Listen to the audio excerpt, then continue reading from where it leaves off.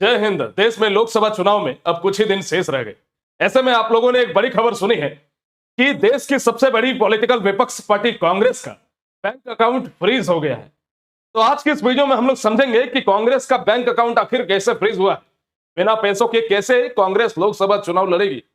एक तरफ जहां कांग्रेस के लोग ये आरोप लगा रहे हैं कि देश में डेमोक्रेसी खत्म हो गई है, लोकतंत्र खत्म हो गया है, तो वहीं सत्ताधारी पार्टी बोल रही है कि कांग्रेस हार के डर से एक के बाद एक बहाने बना रहे। तो आज के इस वीडियो में हम लोग समझते हैं कि कांग्रेस का बैंक अकाउंट आखिर फ्रीज क्यों हुआ, क्या ये एक पॉलिटिकल एजेंडा है, क्या ये बीजेपी की चाल है। इस पूरे बात पर आज के इस वीडियो में हम लोग डिस्कस करेंगे। तो आइए शुरू करते हैं।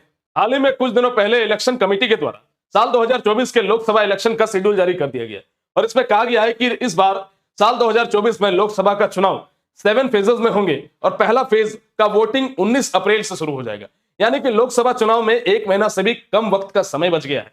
ऐसे में सभी पॉलिटिकल पार्टियां अपनी अपनी पॉलिटिकल पार्टी को बढ़ावा देने के लिए साल 2024 में ज्यादा से ज्यादा सीटें जीतने के लिए चुनावी प्रचार में लगे हैं। लेकिन ऐसे में एक बड़ी खबर सामने आती है कि भाई कांग्रेस का बैंक अकाउंट सारे फ्रीज कर दिए गए। यानी कि कांग्रेस का जितना भी पैसा था, जिन पैसे से वो पॉलिटिकली प्रचार करते, साल 2024 के इलेक्शन से पहले पार्टियां प्रचार करती है, वो प्रचार कहां से करेंगे जब उनके बैंक अकाउंट ही फ्रीज हो गए। तो चलिए हम लोग समझते हैं कि ये बैंक अकाउंट आखिर फ्रीज कैसे हुए। कांग्रेस का पूरी तरीके से बैंक अकाउंट फ्रीज हो गया है। कांग्रेस पार्टी ये क्लेम कर रही है कि हमारे पास 1 रुपए का भी अब एक्स्ट्रा पैसा बचा नहीं है। हमारे जो वर्कर हैं उनको तक हम लोग सैलरी नहीं दे पा रहे। हम और आप जो भी पैसा कमाते हैं अपना हिस्सा रख करके भारत सरकार को हम लोग टैक्स पे करते हैं। लेकिन वहीं जब हम लोग भारत के पॉलिटिकल पार्टियों के बारे में बात करें तो एक कानून है, उस कानून के तहत भारत के जो भी मुख्य विपक्षी पॉलिटिकल पार्टी है, 6 जो नेशनल पॉलिटिकल पार्टियां हैं, उनको टैक्स फ्री रखा जाता है। यानी कि इन्हें टैक्स देने की आवश्यकता नहीं। इनकम टैक्स एक्ट के अकॉर्डिंग धारा 13 का कहता है कि भारत के जितने भी मुख्य पॉलिटिकल पार्टियां हैं उनको टैक्स देने की आवश्यकता नहीं है, उनको टैक्स फ्री रखा जाएगा। अब आपका यह सवाल होगा कि किसी पॉलिटिकल पार्टी पर जब इनकम टैक्स लगता ही नहीं है तो फिर कांग्रेस के बैंक अकाउंट आखिर फ्रीज क्यों है। क्योंकि आपको पता होगा कि कांग्रेस के बैंक अकाउंट फ्रीज इसीलिए हुए हैं क्योंकि उनके बारे में कहा जा रहा है कि उन्होंने इनकम टैक्स पे नहीं किया। तो उसको भी हम लोग समझते हैं। देखिए, चुनाव के दौरान जो पॉलिटिकल पार्टियां पोस्टर्स आदि लगाते हैं, विभिन्न रैलियां निकालते हैं, पोस्टर्स का प्रयोग करते हैं, गाड़ी वाहन निकालते हैं, गाड़ियों का भौकाल होता है, टेंट बनाए जाते हैं, बड़े बड़े पोस्टर्स, बड़े बड़े होर्डिंग जगह जगह पर लगाए जाते हैं। तो ये सब करने में किसी भी पॉलिटिकल पार्टी का खर्चा आता है और उस खर्चे को चंदा का नाम हम लोग देते हैं। और वो चंदा अलग अलग तरह का चंदा इकट्ठा करके, डोनेशन इकट्ठा करके, घोटाला करके, ब्लैकमेलिंग करके, इस तरीके से इन लोगों को प्राप्त होती है। ये टू द पॉइंट मैं बात करूं क्योंकि मैं किसी मीडिया चैनल से नहीं हूं, तो मैं बात कर सकता हूं। रियलिटी यही है कि इस तरीके से ही ये चंदा किसी पॉलिटिकल पार्टी के पास आता है। इनकम टैक्स में का एक प्रावधान है। मैंने आपको बताया कि कोई भी पॉलिटिकल पार्टी टैक्स नहीं भरता है, देश में 1 रुपए भी टैक्स नहीं भरता है। लेकिन इनका एक कंडीशन है, एक रूल्स एंड रेगुलेशन है कि जो भी व्यक्ति किसी पॉलिटिकल पार्टी को चंदा देगा, किसी भी प्रकार से उसको हेल्प करता है, तो उस चंदे का हिसाब इनकम टैक्स को आपको देना पड़ेगा, पूरा उसका डॉक्यूमेंट के साथ विस्तार पूर्वक। भले ही इनकम टैक्स कहती है कि हम आपसे टैक्स नहीं लेंगे, ठीक है, हमारा रूल्स एंड रेगुलेशन, लेकिन आपको जो भी चंदा आप ले रहे हो उसका डिटेल आपको देने की आवश्यकता है। इनका कुछ और कंडीशन है। जैसे इनकम टैक्स ने कहा है कि कोई भी व्यक्ति 20,000 रुपए से ज्यादा चंदा किसी पॉलिटिकल पार्टी को नहीं दे सकता है। और 20,000 से ज्यादा अगर कोई व्यक्ति दे रहा है, 20,000 तक का तो हम लोगों को डिटेल नहीं चाहिए, लेकिन 20,000 से ज्यादा जैसे ही कोई व्यक्ति किसी पॉलिटिकल पार्टी को चंदा देता है तो उसका डिटेल इनकम टैक्स के दफ्तर में, रजिस्ट्री दफ्तर में पूरा डॉक्यूमेंट उस व्यक्ति का आना चाहिए, सबमिट होना चाहिए। ये रूल्स एंड रेगुलेशन है, आज से नहीं बना है, ये बहुत पुराना रूल्स एंड रेगुलेशन है। वर्षों पहले कांग्रेस के द्वारा ही बनाए गए ये रूल्स एंड रेगुलेशन है। इनकम टैक्स ने एक बात और कही है कि कोई व्यक्ति अगर आपको कैश दे रहा है, किसी पॉलिटिकल पार्टी को चंदा दे रहा है, चंदा की बात जब हम लोग करते हैं तो थोड़ा सा इसका बैकग्राउंड भी समझ लीजिए कि आजादी से पहले इसी प्रकार से जो है पॉलिटिकल रैलियां हुआ करते थे। महात्मा गांधी के बारे में आपने सुना है कि जब भी वो किसी रैली को करते थे तो अपना धोती को वो खोल देते थे इस तरीके से, आधा ऊपरी भाग जो है वो धोती को ऊपरी भाग वो ऐसे बिछा दिया करते थे और लोगों को बोलते थे कि आप अगला रैली करने के लिए कुछ जो है डोनेट कीजिए। तो इस प्रकार से चंदा का शुरुआत हुआ। तो इस प्रकार का ये जो चंदा आज प्रेजेंट टाइम में चल रहा है, ये चंदा का एक बहुत बड़ा रूप है, जब पेटियों के माध्यम से, बोरों के माध्यम से पैसा जो है पॉलिटिकल पार्टियों को मिल रहा है। खैर, बात वो अलग है। लेकिन इनकम टैक्स का एक प्रावधान है, एक रूल्स एंड रेगुलेशन है कि कोई भी व्यक्ति किसी पॉलिटिकल पार्टी को कैश के रूप में 2,000 रुपए से अधिक नहीं देगा। और 2,000 रुपए से अगर अधिक देता है कोई पॉलिटिकल पार्टी तो कोई व्यक्ति, तो उसका पूरा डिटेल हमें चाहिए। और 2,000 रुपए से ज्यादा अगर कोई पॉलिटिकल पार्टी कैश लेता है तो उस पॉलिटिकल पार्टी को एक पॉलिटिकल पार्टी नहीं मान करके उसको एक ऑर्गेनाइजेशन मानेगी। आईटी इनकम टैक्स डिपार्टमेंट एक ऑर्गेनाइजेशन मांगेगी और ऑर्गेनाइजेशन को तो पूरा टैक्स लगता है, और उसके बाद से उस पॉलिटिकल पार्टी को पूरा टैक्स पे करना पड़ेगा। और बस इसी मसले में कांग्रेस फंस गई, यानी कि अपने द्वारा बनाए गए नियम में ही, अपने द्वारा बनाए गए दलदल में ही कांग्रेस खुद फंस गई है। वो बात अलग है कि इनकम टैक्स ने चुनाव से पहले उनके ऊपर जो है ये दबाव डाल दिया, लेकिन वो लगातार जो है इससे पहले भी कांग्रेस को 3 बार जो है नोटिस भेज चुके हैं इस पैसे को पे करने के लिए। वो भी पूरा मसला मैं आप लोगों को समझाने की कोशिश कर, तो यही है कि 2,000 रुपए से ज्यादा कोई व्यक्ति कैश अगर देता है किसी पॉलिटिकल पार्टी को, तो उस व्यक्ति उस पॉलिटिकल पार्टी को सीधा डिक्लेयर कर दिया जाएगा एक ऑर्गेनाइजेशन। और जैसे ही एक ऑर्गेनाइजेशन डिफाइन किया जाता है, जैसे ही एक ऑर्गेनाइजेशन बनाया जाता है, आप उस पॉलिटिकल पार्टी को पूरा टैक्स देना पड़ेगा। बस इसी मसले की कहानी है। साल 2018-19 तक, साल 2018-19 तक कांग्रेस पार्टी को डोनेशन के रूप में टोटल 14 लाख रुपए का अमाउंट मिला, जिसका डिटेल इन्होंने इनकम टैक्स डिपार्टमेंट को नहीं दिया। इनके बाद इन्होंने ये कहा कि ये 14 लाख रुपए जो है हमने अपने सांसदों से चंदा के रूप में इकट्ठा किया है। अब जाहिर सा बात है कि 14 लाख रुपए लिए हैं, अब इसका डिटेल आपने नहीं दिया। लगातार इनकम टैक्स ने 2021 में, 22 में, 23 में 3 बार इनको नोटिस दिया, लेकिन कांग्रेस लगातार इन्हें इग्नोर करते रहे। लेकिन अंततः 2021 में इनकम टैक्स ने 105 करोड़ रुपए का फाइन लगा दिया कांग्रेस पार्टी के ऊपर, एक ऑर्गेनाइजेशन का नाम देते हुए।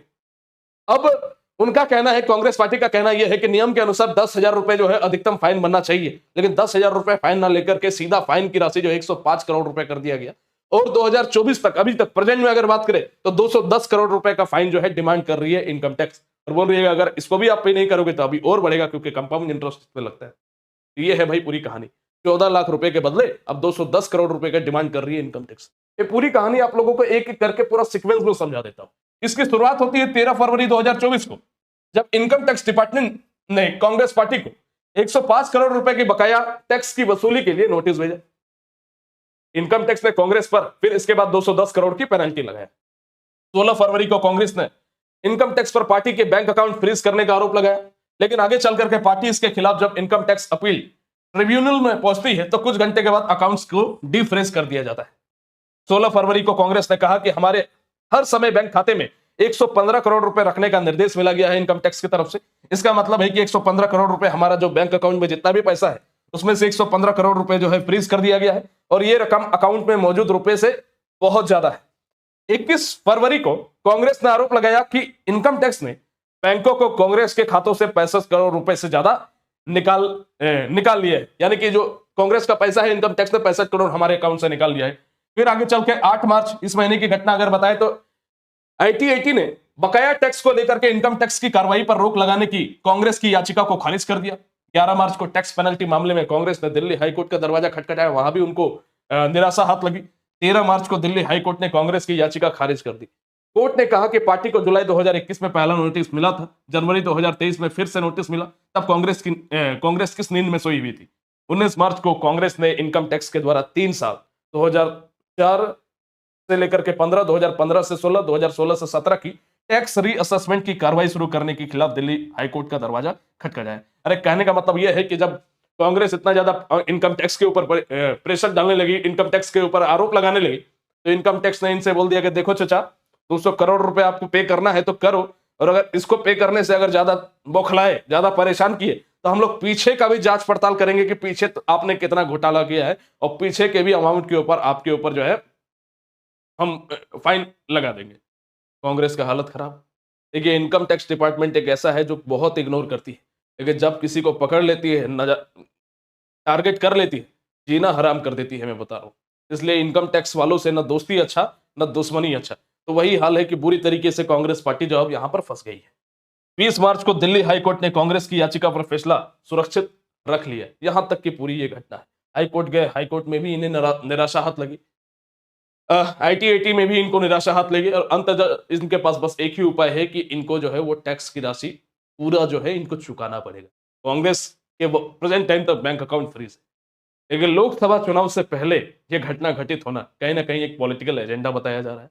इस प्रकार से ईडी, सीबीआई और इनकम टैक्स डिपार्टमेंट एक पॉलिटिकल पार्टी के पक्ष में जाते हुए विपक्षी नेताओं को घेर रही है, तो जाहिर सा बात है इसमें कुछ हद तक तो सच्चाई नजर आ रही है। ऐसा आरोप है कांग्रेसियों का, अलग अलग पॉलिटिकल पार्टियों का, और जो आपको दिखता भी है। देश के नेशनल मीडिया भले आपको ना दिखाए, लेकिन प्रैक्टिकली आप अगर थोड़ा सा बुद्धि लगाने की कोशिश करो, क्या आप पे समझ में आएगा।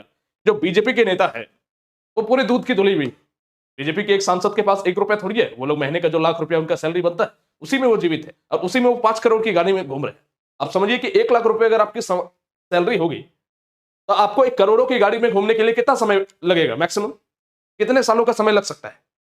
कई सालों का समय लगता है। यहां आप देखोगे कि एक मामूली एक मुखिया अगर कोई आदमी बन जाता है ना, तो मात्र 2 महीने के अंदर उसकी जो है 25-30 लाख रुपए के वो फॉर्च्यूनर में घूमता है। मुखिया आजकल फॉर्च्यूनर में घूमता है, बताओ है सही है कि नहीं? तो यहां से पता चलता है कि देश की राजनीति कितनी गंदी है।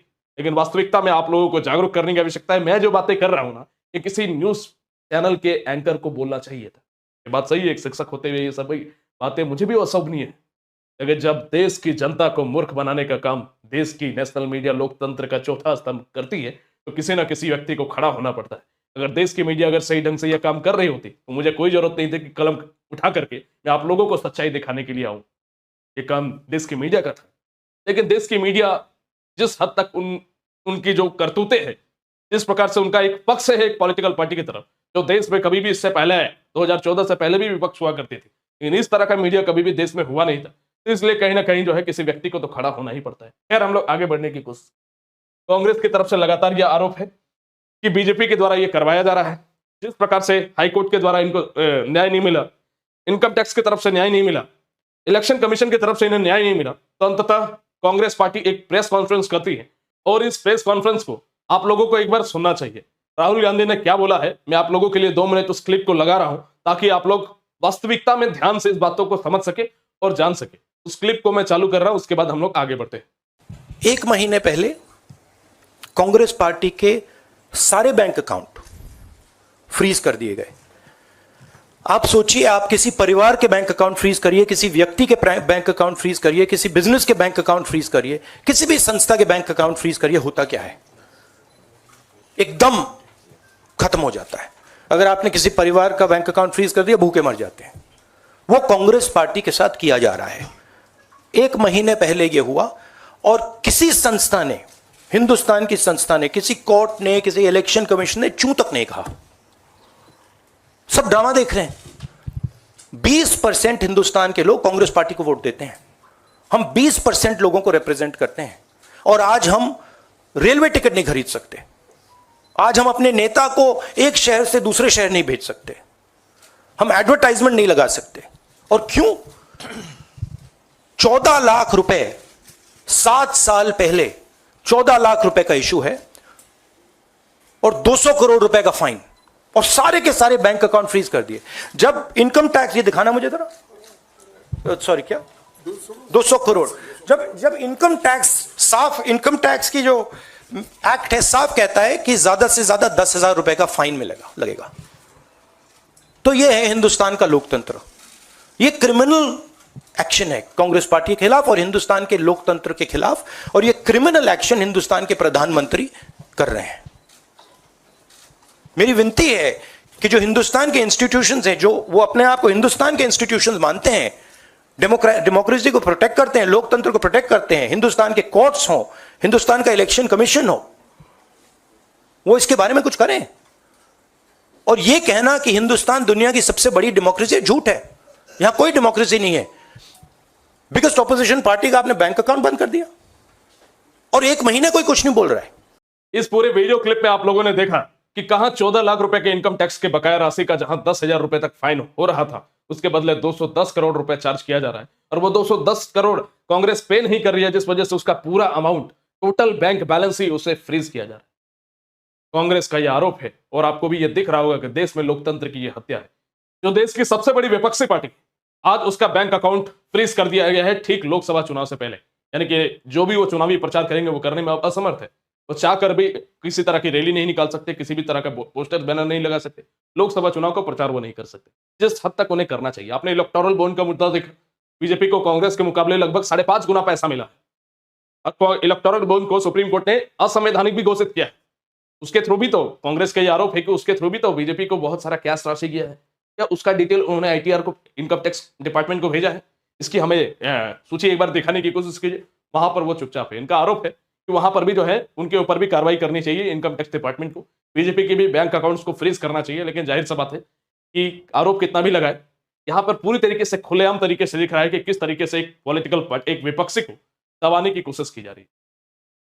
इन सभी घटनाओं से कुछ हो रहा है या नहीं हो रहा है, देश के प्रधानमंत्री की छवि खराब हो रही है। देश इसे याद रखेगा। सबको पता है कि देश में एक पॉलिटिकल पार्टी का दबदबा है, लेकिन इनका टारगेट है कि 400 प्लस सीटें हमें हासिल करनी है।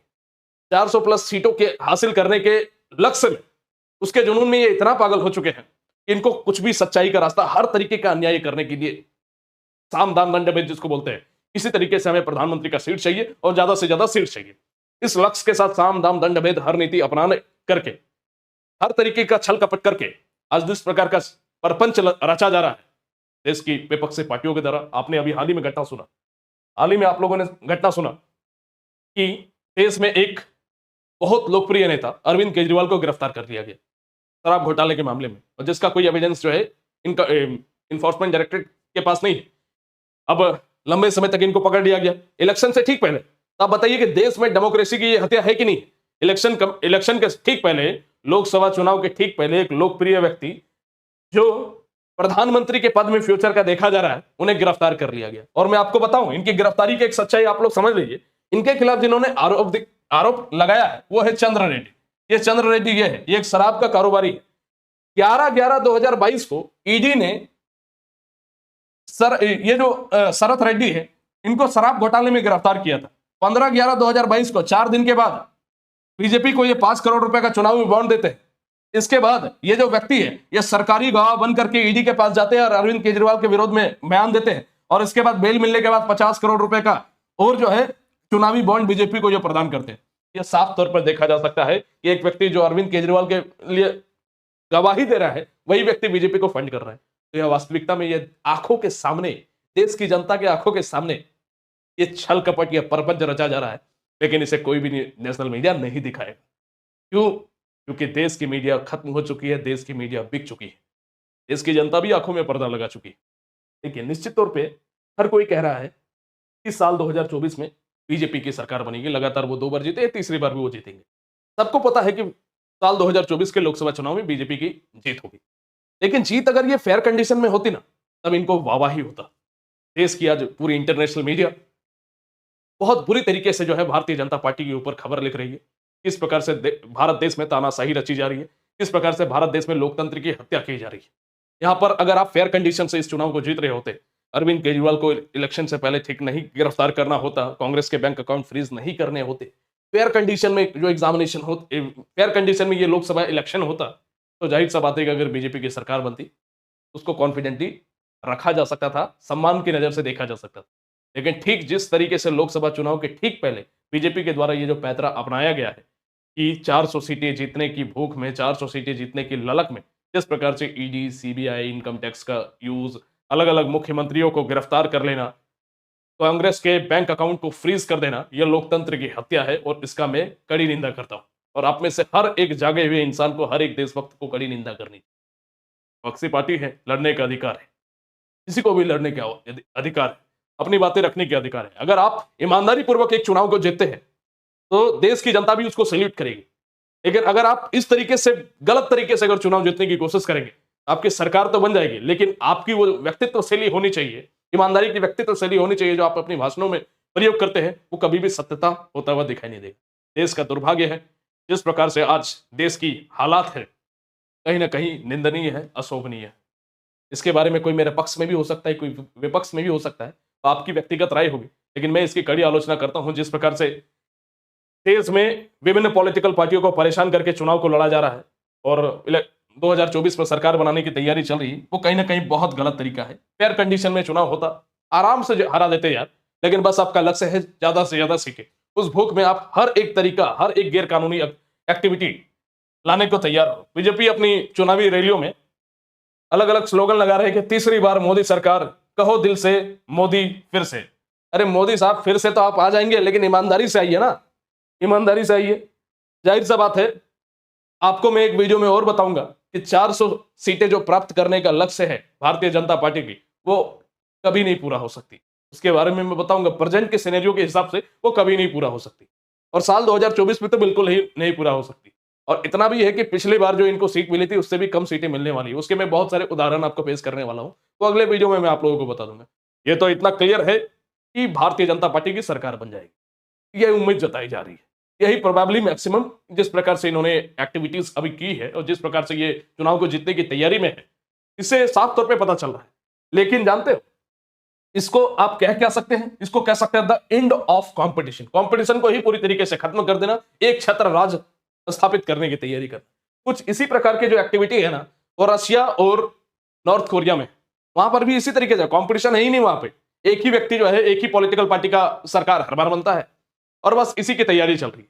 400 प्लस सीटें अगर भारतीय जनता पार्टी को मिल जाएगी तो हमारा देश रूस और नॉर्थ कोरिया में जिस प्रकार की सरकार है, वैसी सरकार हमारे देश में बन सकती है। जाहिर सा बात है।